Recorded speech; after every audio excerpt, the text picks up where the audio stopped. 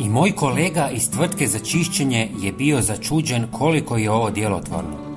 U ovom kratkom videu ću vam pokazati kako da napravite odlično sredstvo za čišćenje bez dodataka kemikalija. Sve sastojke vjerojatno imate kod kuće, a i ako nemate, vrlo su povoljne i lako dobavljive. Ali ne samo da ćete očistiti vaš pod, nego će prostorija fantastično mirisati. Ali ni to nije sve. Vaš dom će također biti zaštićen od insekata. U pola litre tople vode dodajte 100 ml octa koji sadrži antimikrobna svojstva. Ocat nije samo učinkovit čistač koji osvježava prostor, već također djeluje kao snažan saveznik u borbi protiv mrlja i masnoća.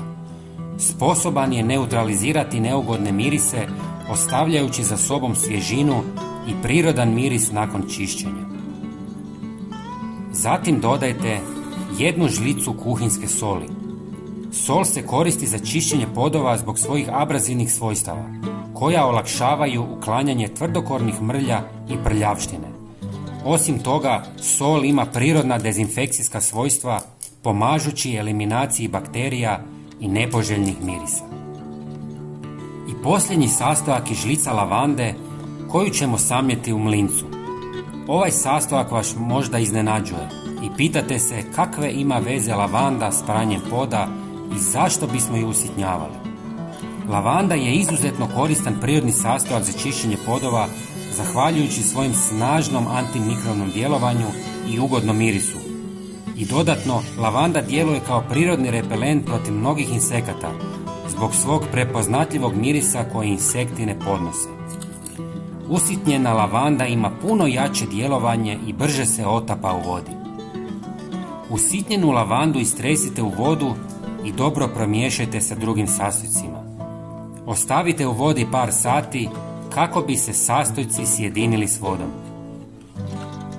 Procijedite sve kroz gazu kako biste dobili čistu tekućinu. Umiješajte je s 5 ili više litara vode i spremno je za upotrebu. Sada imate izvrstan prirodni deterdžent za pranje podova bez kemikalija. Osim za podove, može se koristiti za čišćenje WC-a, kupaonica i sličnih površina. Ako ste napravili više nego što vam je trenutno potrebno, čuvajte ga u hermetički zatvorenoj posudi. Dragi prijatelji, hvala vam što nas pratite. Bilo bi nam drago da podijelite ovaj video sa svojim prijateljima i pretplatite se na naš kanal. Hvala vam puno. Pozdrav!